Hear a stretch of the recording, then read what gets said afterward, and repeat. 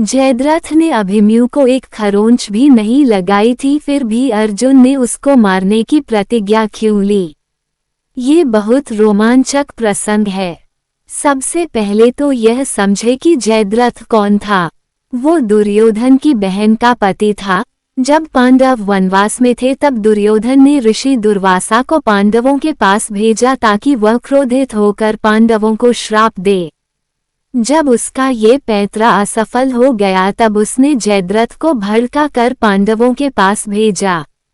जयद्रथ ने मौका देखा, जब कोई भी पांडव आसपास नहीं था तब उसने द्रौपदी का हरण कर लिया और उसको लेकर अपने राज्य की तरफ रथ से भाग निकला। पर अर्जुन और भीम ने उसको रास्ते में ही पकड़ लिया। भीम ने उसके सिर के बाल जगह जगह से काट दिए और उसको जमकर पीटा।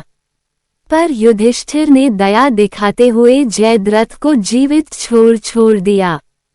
कहा जाता है कि इसके बाद जयद्रथ ने महादेव की तपस्या की और यह वरदान प्राप्त किया कि एक दिन के लिए अर्जुन को छोड़कर वह सभी पांडवों पर भारी पड़ेगा। महाभारत युद्ध के 13वें दिन जब गुरु द्रोणाचार्य ने चक्रव्यूह की रचना की तो सुशर्मा नाम के राजा ने अर्जुन को बड़ी चालाकी से युद्ध भूमि के एक हिस्से में अटका लिया ताकि चक्रव्यूह से युधिष्ठिर को बंदी बनाया जा सके। बचे हुए पांडव दल में ये योजना बनी कि अभिमन्यु चक्रव्यूह तोड़ना तो जानता है तो वह अंदर घुसते जाएगा और बाकी लोग उसके पीछे पीछे चक्रव्यूह में घुसकर चक्रव्यूह को अंदर से तोड़ देंगे। अभिमन्यु तो अंदर चला गया, पर बाकी लोगों को या जयद्रथ की एक दिन की वीरता का वरदान। यह अपनी अपनी सोच है। मुझे तो लगता है कि बाकी लोग चक्रव्यूह तोड़ना नहीं जानते थे, इसलिए वो उसके दरवाजे पर अटक गए। इसमें जयद्रथ के वरदान का कोई हाथ नहीं था, क्योंकि पांडवों के अलावा धृष्टद्युम्न, सात्यकी जैसे योद्धा भी थे जो जयद्रथ को आसानी से हरा सकते थे। वो भी असफल रहे क्योंकि चक्रव्यूह को तोड़ना नहीं जानते थे। ये कारनामा जयद्रथ की औकात के बाहर का था, इसलिए महादेव से मिले वरदान की कहानी बन गई। ऐसे ही जयद्रथ वो बालक था जो चक्रव्यूह के दरवाजे के पीछे था। चाबी नहीं थी तो लोग बाहर ही अटक गए।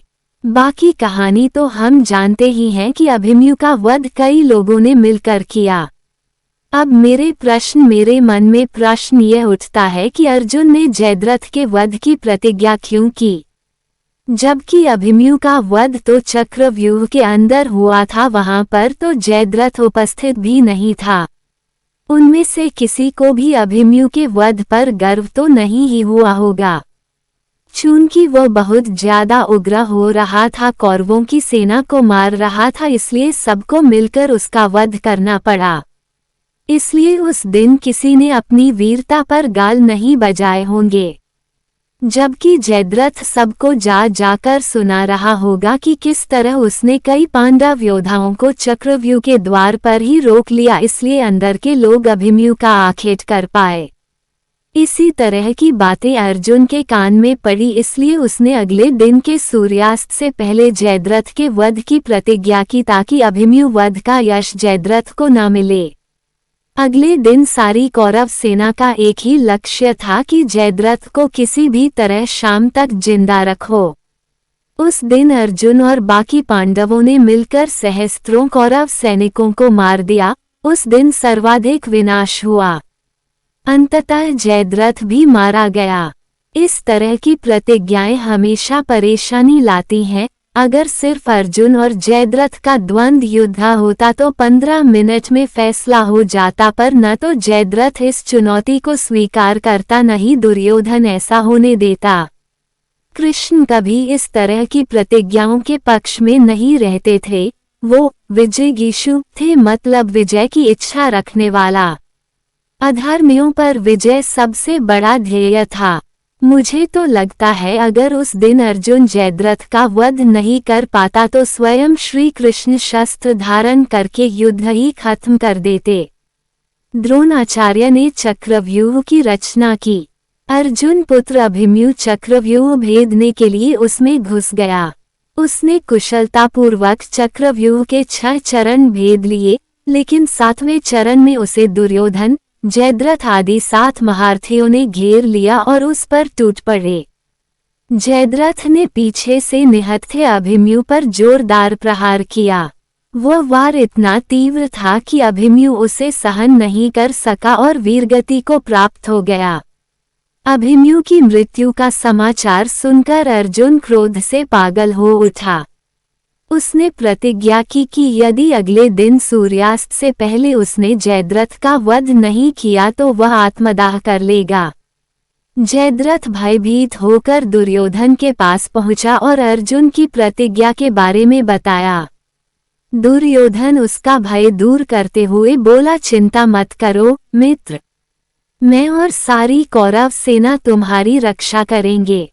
अर्जुन कल तुम तक नहीं पहुंच पाएगा, उसे आत्मदाह करना पड़ेगा। अगले दिन युद्ध शुरू हुआ। अर्जुन की आंखें जयद्रथ को ढूंढ रही थीं, किंतु वह कहीं नहीं मिला। दिन बीतने लगा। धीरे धीरे अर्जुन की निराशा बढ़ती गई।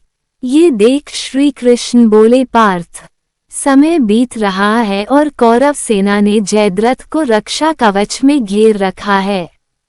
अतः तुम शीघ्रता से कौरव सेना का संहार करते हुए अपने लक्ष्य की ओर बढ़ो। ये सुनकर अर्जुन का उत्साह बढ़ा और वह जोश से लड़ने लगे। लेकिन जयद्रथ तक पहुंचना मुश्किल था। संध्या होने वाली थी। तब परमात्मा ने लीला रच दी। इसके फलस्वरूप सूर्य बादलों में छिप गया और संध्या का भ्रम उत्पन्न हो गया। संध्या हो गई है और अब अर्जुन को प्रतिज्ञावश आत्मदाह करना होगा। ये सोचकर जयद्रथ और दुर्योधन खुशी से उछल पड़े। अर्जुन को आत्मदाह करते देखने के लिए जयद्रथ कौरव सेना के आगे आकर अट्टहास करने लगा। जयद्रथ को देखकर श्री कृष्ण बोले, पार्थ, तुम्हारा शत्रु तुम्हारे सामने खड़ा है। उठाओ अपना गांडीव और वध कर दो इसका। वह देखो अभी सूर्यास्त नहीं हुआ है। ये कहकर उन्होंने अपनी लीला समेट ली। देखते ही देखते सूर्य बादलों से निकल आया। सबकी दृष्टि आसमान की ओर उठ गई। सूर्य अभी भी चमक रहा था। ये देख जयद्रथ और दुर्योधन के पैरों तले जमीन खिसक गई। जयद्रथ भागने को हुआ, लेकिन तब तक अर्जुन ने अपना गांडीव उठा लिया था। तभी श्री कृष्ण चेतावनी देते हुए बोले, हे अर्जुन, जयद्रथ के पिता ने इसे वरदान दिया था कि जो इसका मस्तक जमीन पर गिराएगा उसका मस्तक भी 100 टुकड़ों में विभक्त हो जाएगा। इसलिए यदि इसका सिर जमीन पर गिरा तो तुम्हारे सिर के भी 100 टुकड़े हो जाएंगे। हे पार्थ, उत्तर दिशा में यहाँ से 100 योजन की दूरी पर जयद्रथ का पिता तप कर रहा है। तुम इसका मस्तक ऐसे काटो कि वह इसके पिता की गोद में जाकर गिरे। अर्जुन ने भगवान की चेतावनी ध्यान से सुनी और अपने लक्ष्य की ओर ध्यान कर बाण छोड़ दिया। उस बाण ने जयद्रथ का सिर धड़ से अलग कर दिया और उसे लेकर सीधा जयद्रथ के पिता की गोद में जाकर गिरा।